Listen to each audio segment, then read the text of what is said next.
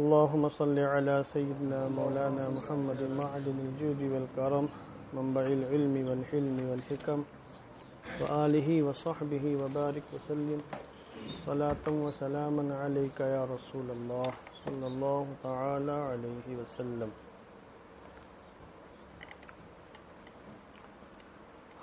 اعوذ باللہ من الشیطان الرجیم بسم اللہ الرحمن الرحیم. سورہ آل عمران آیت نمبر 127.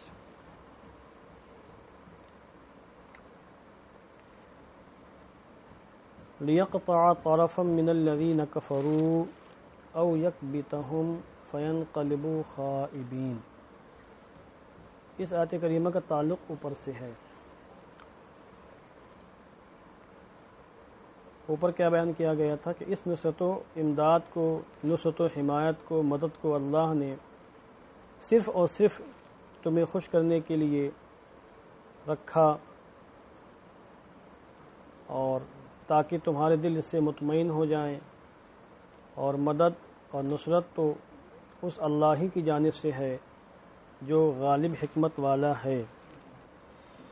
تو غزوہ بدر میں 5000 فرشتے نازل ہوئے، اور اللہ نے مسلمانوں کی انتہائی بے سر و سامانی کے عالم میں امداد فرمائی. فرشتوں کے نزول سے مسلمانوں کو جسمانی روحانی توانائیاں حاصل ہوئیں، اور 313 نے جم کر کفار کا مقابلہ کیا اطمینان قلبی کے ساتھ، سکون کے ساتھ، اور آپ کو صحابہ کرام کو حضور کی معیت میں خوب بشارتیں اور خوشخبریاں بھی نصیب ہوئیں. تو ایک مقصد تو یہ تھا فرشتوں کے نزول کا کہ مسلمانوں کو خوشیاں حاصل ہوں، ان کے لیے فرشتوں کا نزول بشارت بن جائے اور مومنوں کے دل مطمئن ہو جائیں.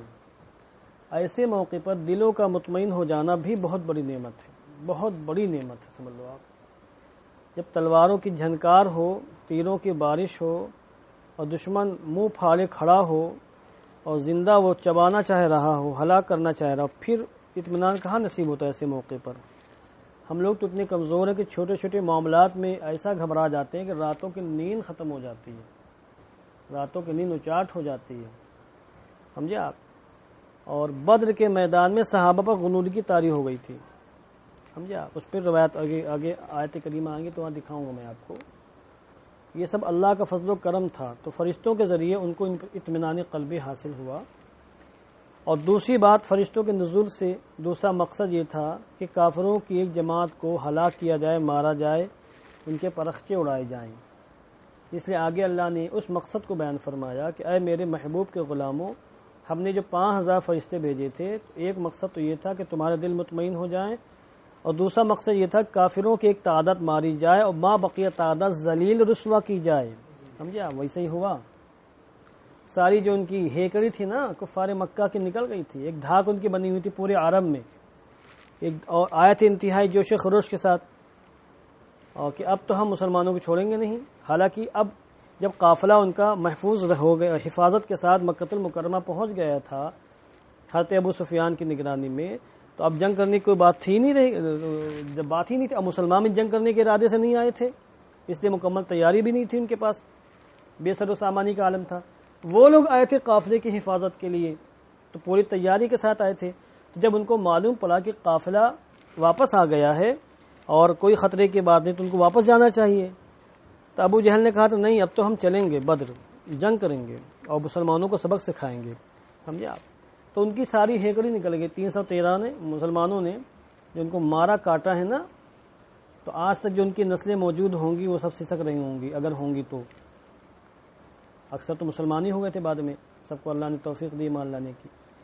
لِيَقْطَعَ طَرَفًا مِّنَ الَّذِينَ كَفَرُوا. ان کو آپ موجودہ کفار مشرکین کو ان کو روحانی نسلیں کہہ سکتے ہیں، ان کی روحانی نسلیں کہہ سکتے ہیں. قطع یقطع کا معنی کاٹنا. ایک ہوتا ہے قطع، ایک ہوتا ہے قطع یقطع، اس میں مبالغہ ہوتا ہے، بوٹی بوٹی کرنا. قطع یقطع، بوٹی بوٹی کرنا، ایسے نہیں، بوٹی بوٹی کرنا. انداز سے بھی معلوم ہونا چاہیے کہ بوٹی بوٹی کرنا چاہتا ہے. انداز کا بہت دخل ہوتا ہے. طرف کہتے ہیں کنارے کو، گوشے کو، اس کی جمع اطراف آتی ہے. اور کبتا یکبتوں کا معنی ہوتا ہے ذلیل کرنا، رسوا کرنا، منہ کے بل اوندھا کر دینا. انقلاب کا معنی پلٹنا ہوتا ہے، خابہ یخیبو کا معنی ذلیل رسوا ہونا، خائب و خاسر ہونا۔ اب ترجمہ یہ ہوگا تاکہ اللہ کافروں کی ایک جماعت کو کاٹ ڈالے، ہلاک کر ڈالے، یا ان کو ذلیل رسوا کر ڈالے تاکہ وہ خائب و خاسر ہو کر پلٹ جائیں۔ تو ذلیل بھی کیے گئے، رسوا کیے گئے، اور ان کی ایک جماعت ماری بھی گئی۔ غزوہ بدر کا بیان یہاں سے مکمل ہوا۔ لیس لک من الامر شیء او یتوب علیہم او یعذبہم فانہم ظالمون۔ اس معاملے میں آپ کو کوئی اختیار نہیں ہے، یا تو اللہ ان کی توبہ قبول فرمائے یا انہیں عذاب دے، کیونکہ وہی ظالم ہیں۔ اس کا شان نزول یہ ہے کہ مدینہ منورہ اور عصفان کے بیچ کے علاقے میں ایک علاقہ ہے بیر معونہ، وہاں ایک کنواں ہے بیر معونہ، اسی کے پاس کے جو علاقے ہیں وہاں سے کچھ لوگ حضور کی بارگاہ میں آئے۔ وہ اصل میں کافر تھے، اب منافقانہ چال چلیے حضور کی بارگاہ میں آ کر یہ کہا کہ ہمارے ساتھ کچھ بہترین قرہ بھیج دیں آپ، تاکہ وہ ہمارے قبیلے میں جا کے قرآن مقدس کی تلاوت کریں اور لوگ ان کی تلاوت سے محظوظ ہوں، مسلمان ہو جائیں، اور وہ لوگ دعوت و تبلیغ کا فریضہ انجام دیں، اور جو مسلمان ہو چکے ہیں ان کو وہ اسلام سکھا دیں، قرآن مقدس سکھا دیں، آپ بھیج دیں۔ حضور علیہ الصلوۃ والسلام نے غالباً 70 صحابہ کرام جو قرہ تھے، اچھے قاری تھے، ان کو منتخب کر کے بھیج دیا، سمجھے آپ، کفار کے ساتھ۔ اور راستے میں بیر معونہ پر جب وہ لوگ پہنچے، وہ مسلمان، تو وہاں پہلے سے گھات لگا کفار بیٹھے ہوئے تھے، ان لوگوں نے دھوکہ دے کر انتہائی بے دردی کے ساتھ سارے مسلمانوں کو شہید کر دیا۔ انا للہ و انا الیہ راجعون۔ غالباً یہ 4 ہجری کا واقعہ ہے، اس میں سیرت مصطفیٰ جو میری کتاب ہے اس کو میں نے لکھا اختصاراً اجمالاً، اس پورے واقعے کو اجمالاً لکھا ہے۔ اس پر حضور علیہ الصلوۃ والسلام کے قلب نازک کو انتہائی تکلیف پہنچی، اور آپ نے ان پر بد دعا کرنے کا ارادہ فرمایا، تو اللہ نے آپ کو بد دعا کرنے سے روکا، اور اللہ نے اپنی شان بے نیازی دکھائی اور حضور کی تربیت فرمائی کہ آپ کی شان یہ نہیں ہے کہ آپ بد دعا کریں، آپ مطمئن رہیں۔ ان کی قسمت میں شہادت لکھی تھی تو ان کو شہادت کے مرتبے پر سرفراز کیا گیا،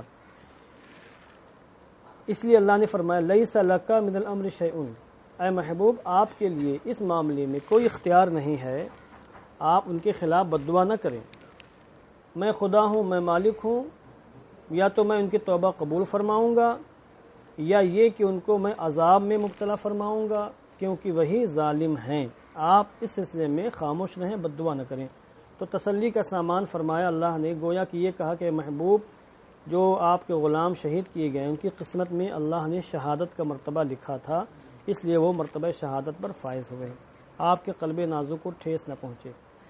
اب اس آیت کریمہ کو لے کر بدبخت زمانہ یہ کہتے ہیں کہ دیکھو دیکھو دیکھو علم غیب کہاں تھا، ان کو تو ذرا سا اس طرح کی کوئی آیت اور کوئی حدیث مل جاتی ہے، دیکھو دیکھو کہاں علم غیب، لگتا ہے وہ حضور پر ایمان ہی رکھتے ہیں، حضور سے دشمنی کیے ہوئے ہیں، معاذ اللہ، موقع کی تلاش میں رہتے ہیں، کوئی بھی آیت ملے بس جڑ دیں ہم اس آیت کریمہ کو، جبکہ وہ ہمارا موقف سمجھتے نہیں ہیں۔ بھئی ٹھیک ہے، ہم حضور کے علم ما کان و یکون کا قول کرتے ہیں، تو یہ تو سمجھو کہ ہمارا موقف ہے کیا، تو ہمارا موقف سمجھتے نہیں ہو، بس علم ما کان و یکون کے پیچھے پڑے ہوئے ہو ہاتھ دھو کر کے، اور کوئی بھی روایت ایسی ملتی ہے تو اس کو لے کے ہم کو چڑھانا شروع کر دیتے ہیں کہ دیکھو اگر حضور کو پتا ہوتا نا، علم ما کان و یکون اگر ہوتا نا تو حضور بھیجتے ہیں کیوں، ان کو معلوم ہوتا کہ جائیں گے وہاں شہید کر دیے جائیں گے، تو حضور نے کیوں بھیجا؟ تو کیا حضور جان بوجھ کے بھیج دیں گے ان کو؟ اس کا مطلب حضور کو علم نہیں تھا تبھی تو بھیجا۔ تو اب جواب غزل کے طور پر آپ کہیے کہ پھر اللہ کو علم تھا کہ نہیں تھا، اللہ نے کیوں بھجوایا؟ اللہ منع فرماتے، قرآن مقدس نازل ہو رہا تھا نا، آیت کریمہ نازل ہوتی رہتی تھی، اللہ نے کیوں آیت کریمہ نازل کر کے منع نہیں فرما دیا؟ محبوب آپ مت بھیجنا، وہ بیٹھے ہوئے ہیں کفار، مار دیں گے ان کو بھی، مت بھیجنا، اب اللہ نے منع نہیں فرمایا، تو کیا اللہ کو بھی علم غیب نہیں ہے؟ ارے حکمتیں بھی ہوتی ہیں، نظام کائنات بھی ہے، ایک سسٹم سے نظام چل رہا ہے، کس موقع پر کون سی چیز بیان کرنی ہے، کس موقع پر کون سی چیز بیان نہیں کرنی ہے، یہ رسول اللہ جانتے ہیں. سمجھے آپ؟ حضور یہی جو تم واقعہ بیان کرتے ہو، یہی واقعہ حضور کے غیب دانی کی دلیل ہے کہ حضور جانتے تھے کہ ہم کو یہاں پر ان کو منع نہیں کرنا ہے، بھیجنا ہے. بتقاضا بشری آپ کو تکلیف ہوئی، جو آپ کے صحابی تھے وہ. دوسری بات، ہمارا موقف اس مسئلے میں یہ ہے کہ حضور کا جو علم غیب ہے یہ نزول قرآن کے اعتبار سے ہے. ہم یہ نہیں کہتے کہ حضور نے جب نبوت کا اعلان فرمایا تبھی آپ کے علم غیب ما کان ما یکون کا ہو گیا تھا. نفس علم غیب تو اسی وقت سے آپ کو تھا جب سے نبوت کا آپ نے اعلان فرمایا، کیونکہ نبوت کا خاصہ ہے یہ. نبی کا معنی ہی ہوتا ہے غیب داں، غیب بتانے والا. اور خود اس کے اندر یہ مصباح اللغات، یہ خود دیوبندی عالم کی کتاب ہے، سمجھے آپ. اس نے خود نبی کا وعدہ لکھا، نباؤن سے نبی بنا، نبی کا معنی غیب کی خبر دینے والا. وہ نبی نہیں ہوگا جس کے پاس غیب کی خبر نہ ہو. تو مطلقاً غیب حضور کو اللہ نے شروع سے ہی عطا فرمایا. اس غیب میں پھر ترقیاں ہوتی رہیں. بعد میں جب آیت کریمہ، آخری آیت کریمہ حجۃ الوداع کے موقع پر نازل ہوئی، اکثر روایتوں میں یہ آیا کہ الیوم اکملت لکم دینکم، یہ آیت کریمہ آخری آیت کریمہ ہے. تو پھر علم غیب کی تکمیل ہو گئی، علم ما کان ما یکون حضور کو حاصل ہو گیا. تو عمر کے بالکل آخری حصے میں علم ما کان ما یکون حضور کو حاصل ہوا جب قرآن مقدس کا نزول مکمل ہو گئے. یہ ہے ہمارا موقف، یہ ہے ہمارا مسلک. اور تم جتنے بھی واقعات پیش کرتے ہو، پہلے کے وقت پیش کرتے ہو، 4 ہجری کا واقعہ پیش کر رہے ہو، کہیں 5 ہجری کا واقعہ پیش کر رہے ہو، کہیں 6 ہجری کا واقعہ پیش کر رہے ہو. ان واقعات سے اگر تمہاری بات مانی جائے تو فقط اس واقعے میں ثابت ہوگا کہ حضور کو اس بات کا علم نہیں تھا. بس اس واقعے سے یہ تھوڑی ثابت ہوگا کہ حضور کو علم غیبی سرے سے نہیں تھا. بھائی ہم عالم ہیں، ہم کو عالم مانتے ہیں، آپ لوگ نہیں مانتے ہیں؟ مانتے ہیں، مگر ہم کو ساری چیزوں کا علم ہے کیا؟ بتائیے آپ. سید شاگی صاحب کو عالم مانتے ہیں، ساری چیزوں کا علم ہے؟ مفتی مانتے کہ نہیں مانتے ہیں؟ ہر چیز کا فتویٰ دے دیں گے؟ وہ نہیں دے پائیں گے. ان کو مرادت کرنی پڑے گی، تحقیق کرنی پڑے گی، غور و فکر کرنا پڑے گا، لوگوں سے پوچھنا پڑے گا. 1 2 نہیں، سینکڑوں مسائل پیش کیے جا سکتے اس طرح کے. تو ایسے تو پھر دنیا میں کوئی عالم ہی نہیں ہے، کیونکہ ہر شخص بعض چیزوں کے بارے میں نہیں جانتا ہے. خود امام اعظم کے بارے میں، امام شافعی کے بارے میں، امام محمد کے بارے میں، امام مالک کے بارے میں، سب کے بارے میں، مروی کی بہت سی چیزوں میں لادری کہا انہوں نے، نہیں پتا ہم کو. تو کیا وہ امامت میں فرق آ گیا ان کی؟ فقاہت میں فرق آ گیا کوئی ان کی؟ نہیں آیا نا فرق. تو جب تم ان کو امام مانتے ہو، فقیہ مانتے ہو، حالانکہ بعض مسائل میں لادری کہا انہوں نے، تو اگر حضور نے بعض مسائل میں علم غیب کی خبر نہیں دی تو کیا علم غیب پر فرق آ گیا؟ بولیے. وہ ان کے پاس علم غیب نہیں رہا معاذ اللہ. تو شروع سے ہی علم غیب تھا حضور کو. یہ تھا کہ اس میں اضافہ ہوتا رہا، اور اضافہ ہوتے ہوتے ہوتے ہوتے جب قرآن مقدس کا نزول مکمل ہوا تو پھر علم ما کان ما یکون حضور کو حاصل ہو گیا. اور یہ عطائی علم ہے. بلا وجہ کی باتیں کرتے ہیں، عوام کے بیوقوف بناتے ہیں. تو کوئی بھی اس قسم کی روایت پیش کرے تو ان سے کہ بھیا ہمارا موقف جانتے ہو اب کیا ہے؟ پہلے جو تم موقف سمجھ رہے ہو وہ تم موقف ہماری کسی بھی معتبر کتاب میں دکھا ہی نہیں سکتے ہو. ہمارا موقف تو یہ ہے کہ آخری عمر میں جب قرآن مقدس مکمل ہوا تب حضور کو علم ما کان ما یکون حاصل. ہم اس کے بعد دکھاؤ کوئی واقعہ، تم اس کے بعد ایک واقعہ دکھا دو جس میں حضور نے خبر نہ دی ہو، اور میں دکھا دوں گا بہت سی روایتیں جس میں حضور نے اپنے باقاعدہ علم عظیم کا اعلان فرمایا. بہت سی روایتیں دکھا دوں گا میں آپ کو بعد میں. بہرحال وَلِلَّهِ مَا فِي السَّمَاوَاتِ وَمَا فِي الْأَرْضِ، اور اللہ نے حضور کو مزید تسکین کا سامان فراہم کرتے ہوئے یہ فرمایا اللہ ہی کے لیے جو کچھ آسمانوں میں جو کچھ زمین میں. بھئی وہ جو مارے گئے میرے مملوک، میں نے ان کو پیدا کیا، میں جو چاہوں کروں اپنی مخلوق کے ساتھ. اس معاملے میں آپ خاموش رہیں، سکون سے رہیں. یغفر لمن یشاء، اور پھر جنہوں نے مارا میں چاہوں تو ان کو معاف کر دوں، چاہوں تو سزا دوں، اور جب معاف کرنے کا ارادہ ہوگا تو ایمان کی توفیق مل جائے گی ان کو. کتنے ہی بدبو دار سڑے ہوئے کافروں کو ایمان کی دولت ملے گی نہیں ملی بعد میں. ان کے بارے میں کوئی وہم و گمان بھی نہیں کہ یہ لوگ بھی مسلمان ہو جائیں گے. مسلمان ہوئے بعد میں. آج وہ ہماری آنکھوں کا نور اور سروں کا تاج ہے کہ نہیں ہے؟ بالکل ہے. فتح مکہ کے موقع پر بہت سے ایسے کفار مشرکین تھے، ان کے لیے قتل کا وارنٹ جاری تھا کہ جہاں پاؤں مار دو، حل و حرم میں کہیں بھی چھوڑنا نہیں ان کو. سمجھا آپ؟ انہی میں ایک کافر باقاعدہ غلاف کعبہ میں لپٹا تھا، وہیں اس کو ذبح کر دیا گیا. حضور نے فرمایا تھا فتح مکہ کے دن. اسی طریقے صفوان بن امیہ ہے، اکرمہ بن ابو جہل، ان لوگوں کے بارے میں باقاعدہ وارنٹ جاری تھا جہاں پاؤں مار دو ان کو. بھاگ گئے تھے لوگ. صفوان بن امیہ بھاگ کر کے یہاں آ گیا تھا، مسلمان ہوئے بعد میں. کہاں؟ اکرمہ بن جہل یہاں جدہ آ گیا، جدہ آ گئے نہیں بولیں گے چونکہ مسلمان ہو گئے تھے، صحابی ہیں، آ گئے۔ صفوان وہاں سے وہاں طائف چلے گئے، مگر بعد میں ان کو ایمان کی توفیق ملی، تو یہ وہ جن کی پوری سرگرمی اسلام کو ختم کرنے کے لیے تھی، ان کو بھی اللہ توفیق دی، کیونکہ اللہ فعال لما یرید، جو چاہے کرے۔ ہم اپنے اس لیے لعنت بھیجنا کسی پر جائز نہیں ہے، نام لے کر لعنت بھیجنا کہ فلاں پر اللہ کے لعنت جائز ہی نہیں، بھلے وہ صلوہ کافر ہو۔ کیوں؟ ہم کون ہوتے ہیں لعنت بھیجنے والے؟ یہ معاملات اللہ کے ہیں۔ لعنت کا مطلب یہ ہے کہ فلاں دائمی طور پر اللہ کی رحمت سے محروم ہے۔ ہمیں حق نہیں کہ ہم کسی کے بارے میں کہیں کہ فلاں دائمی طور پر اللہ کی رحمت سے محروم ہے۔ رحمت اللہ کی ہے، اللہ جس پر چاہے کرم فرمائے، رحم فرمائے، ممکن آگے چل کے مسلمان ہو جائے، تو اس لیے لعنت نہیں بھیج سکتے ہیں۔ ہاں عمومی صیغے کے ساتھ کافروں پر لعنت، مشرکین پر لعنت، بت پرستوں پر لعنت، عمومی صیغے کے ساتھ لعنت بھیجنا جائز ہے، نام لے کر نہیں بھیجنا جائز ہے۔ اس لیے جائز نہیں کہ اللہ خالق ہے، مالک ہے، قادر ہے، قیوم ہے، اور آسمان زمین کی ہر شے اسی کے مملوک ہے، وہ جو چاہے کرے اپنے مملوک کے ساتھ۔ ہم کو کیا حق پہنچتا ہے بھئی؟ ہماری جیب میں 10 کی نوٹیں پڑی ہو، ہم جس کو چاہے دے دیں۔ اب آپ کہہ سکتے ہیں کہ صحیح صاحب کسی کو نہیں دے سکتے بھائی، آپ ہم ناراض نہیں ہوں گے اس پر، تم کون ہو تو بولنے والو بھائی؟ تم کو کیا حق پہنچتا بولنے کا؟ پیسہ ہمارا ہے نا، ہم جس کو چاہیں گے دیں گے۔ تم کون ہوتے بولنے والے کہ فلاں کو نہیں دیں گے، فلاں کو نہیں دیں گے، فلاں کو نہیں دیں گے؟ ہمارے پیسے پر تمہارا تھوڑی اختیار ہے، ہم جس کو چاہیں گے دیں گے۔ تو یہ چیزیں جو ہے اللہ کے اختیار میں دخیل ہیں، اس وجہ سے منع کیا گیا، لعنت نہیں بھیج سکتے نام لے کر۔ تو یہ دیکھیے یغفر لمن یشاء، اللہ جس کو چاہے معاف فرمائے، ویعذب من یشاء، جس کو چاہے عذاب دے، وہ مالک ہے، واللہ غفور الرحیم، اور اللہ معاف کرنے والا، رحم فرمانے والا ہے۔ یا ایھا الذین آمنوا، اے ایمان والو، لا تأکلوا الربا اضعافا مضاعفا، دوہرا در دوہرا، کئی گنا سود مت کھاؤ۔ اضعاف ضعف کی جمع ہے، ضعف کہتے ہیں ڈبل کو، اور مضاعفہ جس کو ڈبل کر دیا گیا ہو، ضعف یضاعف مضاعفہ۔ ربا کہتے ہیں سود کو، سود کا معنی بالکل واضح ہے، آپ سب سمجھتے ہیں۔ سود زمانے جاہلیت میں بہت کثرت کے ساتھ رائج تھا، زمانے جاہلیت میں سود، اور ایک تو سودی رقم بہت زیادہ ہوتی تھی، پھر اگر کسی نے وقت مقرر پر وہ رقم واپس نہیں کی تو اس رقم میں سود کو بھی ایڈ کر دیتے تھے۔ سمجھے آپ؟ اس کو یوں سمجھ لو آپ، اس زمانے میں جیسے کسی نے زید نے بکر کو 1 لاکھ دیا، کہا 1 مہینے بعد دوں گا، بکر نے کہا 1 مہینے، کہا ٹھیک 1 مہینے بعد 1,10,000 دینا، 10%، 1,10,000، اور وہ نہیں دے پایا۔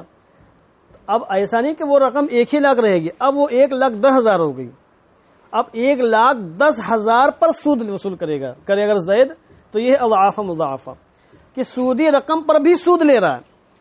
10,000 جو سودی رقم ہے اس کو اصلی رقم میں ضم کر کے اس پر بھی پرسنٹیج لے رہا ہے۔ اگر سود اس کو لینا تھا تو اصولی اعتبار سے کیا ہونا چاہیے؟ 2 مہینے میں 20,000 ہونا چاہیے، مگر 2 مہینے میں کتنا ہوگا؟ 15,000 کہاں ہوگا؟ 20,000 تو یہ ہو گیا، پھر اس 20,000 پر مزید کتنا ہوگا؟ 10,000 میں، اگر 1 لاکھ میں 10,000 کوئی سود لے رہا ہے تو 10,000 میں کتنا ہوا؟ پھر تم لوگ کو حسابی کتاب نہیں آتا، 10,000 میں 1,000 نہ ہوا تو پھر 2 مہینے میں 1,22,000 ہو گئے اس کے اوپر، ایسے وہ پرسنٹیج بڑھتا چلا۔ یہ اضعاف مضاعفہ، یہی اس زمانے میں طریقہ رائج تھا۔ جو لوگ مسلمان ہو گئے ان کے بھی بہت سے پیسے سودی پڑے ہوئے تو دوسروں کے اوپر، تو اللہ نے منع فرمایا کہ سود حرام و ناجائز ہے، جو کچھ تم نے لیا زمانے کفر میں ٹھیک ہے، لیا کوئی بات نہیں، اس سے مواخذہ نہیں، مگر اب چھوڑ دو، خیریت چاہتے ہو تو وہ سارے سود کو معاف کرو، ختم کرو۔ تو سود سے چونکہ معاشی حالات تباہ و برباد ہو جاتے ہیں، سود سے انسانی زندگی تباہ ہو جاتی ہے، سمجھا آپ، اور مختلف ٹینشنوں کی بنیاد پر کیا ہوتا ہے؟ پھر بیماریاں آ جاتی ہیں۔ تو اس لیے یہ بہت ہی ہلاکت خیز یہ سود بہت ہی ہلاکت خیز جرثومہ ہے، اس وجہ سے مذہب اسلام نے سختی کے ساتھ اس کو منع فرمایا۔ کوئی مسلمان کو سود نہیں دے سکتا، مسلمان سے سود نہیں لے سکتا ہے، سمجھا آپ؟ کوئی مسلمان کسی ہندو کو سود نہیں دے سکتا، لے سکتا ہے اس سے، بعض فقہاء کے نزدیک، اور بعض فقہاء کے نزدیک ہندو سے بھی نہیں لے سکتا ہے۔ بتا رہا ہوں نا، زیادہ قابل مت بنو۔ مسلمان سے نہ لے سکتا ہے نہ دے سکتا ہے، مسلمان کافر کو دے نہیں سکتا، اس سے لے سکتا ہے، بعض فقہاء فرماتے لے بھی نہیں سکتا کافر سے۔ اللہ نے مطلقاً سود کو حرام فرمایا، اس میں ایمان و کفر کی کوئی قید نہیں لگائی گئی ہے، مگر اکثر فقہاء فرماتے ہیں کہ کافر سے لے سکتا ہے، دے نہیں سکتا ہے۔ اسی وجہ سے یہاں کے بینک کے جو انٹرسٹ ہے وہ حقیقت میں سود نہیں ہے، وہ تحفہ ہے ان کا، لے لیں، مگر چونکہ اختلاف بعض فقہ نے اختلاف کیا ہے تو بہتر یہ کہ لے کر کے صدقہ کر دینا ہے خدا میں، مگر لوگ نہیں بچ پاتے ہیں، لوگ نہیں بچ پاتے ہیں، کھا لیتے ہیں، مگر حرام و ناجائز بھی نہیں ہے جو کہ جمہور کے موقع پر فتویٰ دیا جاتا ہے۔ اسی وجہ سے لون وغیرہ لینے کی اجازت نہیں ہے۔ لون لینے کی چند شرطیں ہیں، بینک کافروں کے ہو، مسلمانوں کے بینک نہ ہو، ٹھیک نا، اور انسان جو لون لے رہا ہے اس لون جتنا اس کو دینا ہے اس میں بیاج، اس سے زیادہ فائدہ اٹھا لے، وہ اس سے زیادہ فائدہ اٹھا لے۔ اسی وجہ سے گھر وغیرہ لینے کے لیے بمبئی جیسے شہروں میں یا دکان وغیرہ لینے کے لیے بینک سے لون لینے کی اجازت دی گئی ہے، کیونکہ انسان جتنا دے گا بینک کو اس سے زیادہ دکان سے فائدہ اٹھا لے گا، وہ جتنا دے گا اس سے زیادہ گھر سے فائدہ اٹھا لے گا۔ تو بہرحال وہ لمبی گفتگو ہے، اس میں نہیں جاتا ہوں، ترجمہ دیکھیں، واتقوا اللہ لعلکم تفلحون، اور اللہ سے ڈرتے رہو تاکہ تم کامیاب و کامران ہو۔ واتقوا النار التي اعدت للکافرین، اور اللہ نے مسلمانوں کو تنبیہ فرمائی، اے ایمان والو ربا کو چھوڑ دو، دونا دون کئی کئی گنا سود مت کھاؤ۔ تو مراد یہ ہے کہ مطلقاً سود مت کھاؤ، یہ نہیں کہ کئی گنا مت کھاؤ تھوڑا موڑا کھا لو، یہ مراد نہیں ہے۔ جیسے لا تقربوا الزنا، زنا کے قریب مت جاؤ، تو مقصد کیا ہے؟ زنا سے روکنا ہے، قریب بھی مت جانا۔ یہاں بھی مقصد وہی کیا ہے؟ سود سے روکنا ہے، مطلقاً سود سے روکنا ہے۔ یہ مقصود ہی نہیں ہے کہ تھوڑا موڑا کھا لینا، بہت زیادہ کئی گنا کر کے مت کھانا، جو کہ اس زمانے میں اضعاف مضاعفہ کا عمل جاری تھا، اس وجہ سے خصوصی طور پر اضعاف مضاعفہ اللہ نے فرمایا۔ افلح یفلح باب فال، فلاح میں داخل ہونا، تفلحون تفلحون لعلکم تدخلون فی الفلاح، سمجھے، یہ معنی اس کا ہوگا۔ اور اس جہنم سے ڈرو جو تیار کی گئی ہے کافروں کے لیے۔ کس سے کہا جا رہا ہے؟ مسلمانوں سے۔ اے مسلمانوں اس جہنم سے ڈرو جو کافروں کے لیے تیار، مگر تم بھی جا سکتے ہو اگر سود کھاؤ گے تو، تیار کی گئی کافروں کے لیے مگر تم بھی جا سکتے ہو۔ یہاں سے کئی باتیں معلوم ہوئی۔ ایک بات تو یہ معلوم ہے تقوی اختیار کرنا مسلمانوں کے لیے انتہائی ضروری ہے۔ دوسری بات دل میں جہنم کا خوف رکھنا انتہائی ضروری ہے۔ تیسری بات جہنم تیار ہو چکی ہے، یہ نہیں کہ قیامت کے دن تیار ہوگی۔ یہ معتزلہ کا موقف کیا کہ ابھی جہنم کی کیا حاجت، جب قیامت قائم ہوگی تب اس کی حاجت پڑی، تب اللہ کن فرمائے گا جہنم تیار ہو جائے گی۔ اس کا جواب یہی قرآن مقدس میں جہنم کے لیے اعدت کے لفظ آیا، اور اس کا معنی حقیقی یہی تیار ہو چکی ہے۔ اور جب تک کسی کلمے کو اس کے معنی حقیقی پر محمول کرنا ممکن ہو، معنی مجازی کی جانب پھیرنا درست نہیں ہے، سمجھے آپ؟ لہذا اعدت کا معنی کیا ہے؟ ہوئیت، تیار ہو چکی ہے، ریڈی ہے وہ۔ اور کس کے لیے تیار ہوئی؟ للکافرین، کافروں کے لیے۔ تو اس کا مطلب یہ ہوا کہ جہنم اصل میں کافروں کا مسکن ہے، کافروں کا گھر ہے، یعنی دائمی طور پر جہنم میں جو رہیں گے نفوس خبیثہ وہ کون ہیں؟ کافر ہیں۔ یہ الگ بات ہے کہ شرارت نفس کی بنیاد پر ہوائے نفس کی پیروی کرتے ہوئے بعض مسلمان بھی چلے جائیں گے، مگر وہ مخلد فی النار نہیں ہوں گے۔ واطیعوا اللہ، بلاؤ ان لوگوں کو، کیوں باہر بیٹھے ہوئے ہیں؟ بلائیے۔ واطیعوا اللہ والرسول لعلکم تفلحون، اور اللہ کی اطاعت کرو اور رسول کی اطاعت کرو تاکہ تم پر رحم کیا جائے۔ لعلکم ترحمون، ہم نے تفلحون پڑھ دیا تھا کیا؟ لعلکم ترحمون، تاکہ تم پر رحم کیا جائے۔ تو اس کا مطلب یہ ہو رحم ان پر کیا جائے گا جو رسول اللہ کی اطاعت کریں اور اللہ کی اطاعت کریں، اور رسول اللہ کی اطاعت ہی میں اللہ کی اطاعت ہے، اللہ سے کوئی اطاعت نہیں اللہ کی، رسول پاک کی اطاعت وہی اللہ کی اطاعت ہے۔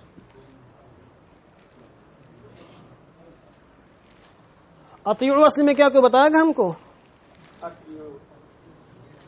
جلد بازی کر گئے۔ اطیعوا کرے اطیعوا ہے، جبکہ مادہ طاعون ہے، اجوف واوی ہے، طا واو عین مادہ ہے، تو اطیعوا کیسے ہو جائے گا؟ اب اس کی بھی تصحیح کر سکتے ہیں، اب اس کو کوئی ہٹا نہیں سکتا ہے نا، ہٹائیں گے تو پھر ہاتھ ٹوٹ جائیں گے یا حرام و ناجائز ہو جائے گا، گناہ ہو جائے گا، یعنی خود سے کوئی کام نہیں کر سکتے ہو تم لوگ جب تک کہ ٹوکا ٹاکے نہ کی جائے۔ بتائیے۔ ہاں وہ ٹھیک ہے، میں کہہ رہا ہوں اس کی تصحیح کر لیجئے آپ، اطیعوا کہا نا آپ نے، اس کی تصحیح کر لیجئے آپ۔ اطیعوا اصل میں کیا ہے؟ اطیعوا ہے، اطیعوا ہے، صحیح ہے تصحیح اس کی۔